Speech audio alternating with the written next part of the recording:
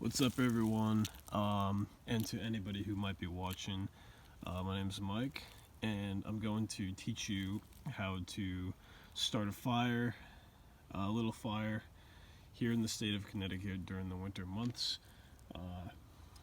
Hopefully, everything goes as planned, and this does not turn into a California wildfire. But yet again, it is 2020. Well, I mean 21 now, but you get what I'm trying to say.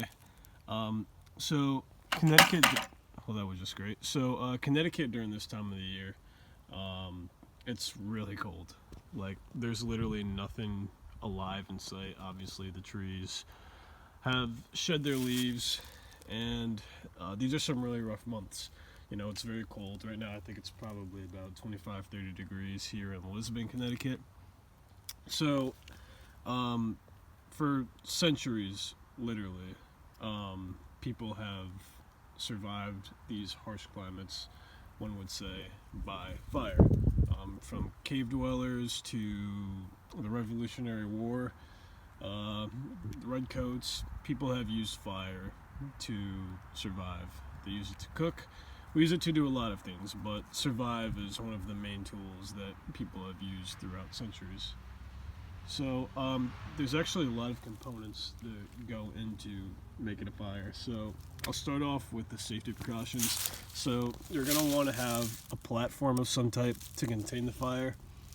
I know that this is a box, which is very flammable, but due to the circumstances, how it's just showing you how to start one, I thought it was pretty appropriate just to contain it. You need something to put out the fire once it starts, and that is water. You always want to have a source of either water or a source of anything that will make the fire stop. You want to have your fuel, which is obviously your sticks. You want to be able to give the fire air to breathe. And then obviously to start the fire, you can do this one of many, many different ways. I chose to do it with a match, because I'm misplacing my hiking bag, which has my flint and steel in it, unfortunately. So we're gonna have to go with the basic way, which is with a match. And the type of way that I'm gonna start this fire is a log cabin style. There's many different ways you can start it. Some people start it with like a bow and arrow, literally, and you go back and forth and back and forth. It causes friction, starts a fire. I'm just gonna go with the basic log cabin way, which is basically a square, kind of like you're building a log cabin.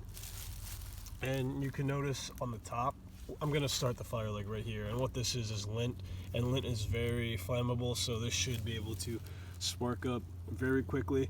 But you want to give the fire some room to breathe. You know, you see how it's not completely loaded with sticks on top. That's in order to allow the fire to breathe. And then once it gets stronger and stronger, you can start adding sticks smaller than larger. For instance, I'll probably want to add something like this, which is very small, start out with. Then as the fire progresses, go on to something bigger like this. All right, so without further ado, let's get this thing going. Let's make sure our match is working. I hope it is. It is for the most part, but the wind stopped it. So I'm gonna put this right here. I don't know how well you can see me, but this should be able to work. So here we go.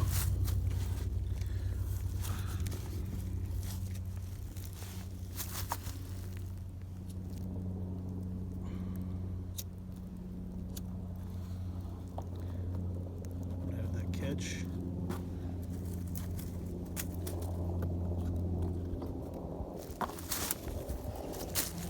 Once that catch, you just start adding more and more fuel to the fire to get that thing going. You see how it's progressing to get bigger and bigger. You definitely want to add some air to that. And as you can see, it's starting to progress even more and more. And as it starts to progress, like I said, start adding more and more wood. What I'm doing here is, I don't know if you can see it, but I'm letting the fire breathe a little bit more. Fire needs oxygen, and that's how you're going to get one going.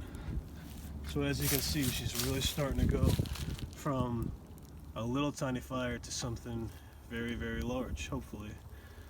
Well, that's how you start a fire, and whenever you're ready to put her out, just grab the water, dump it on top, and you're good to go. Thanks, guys.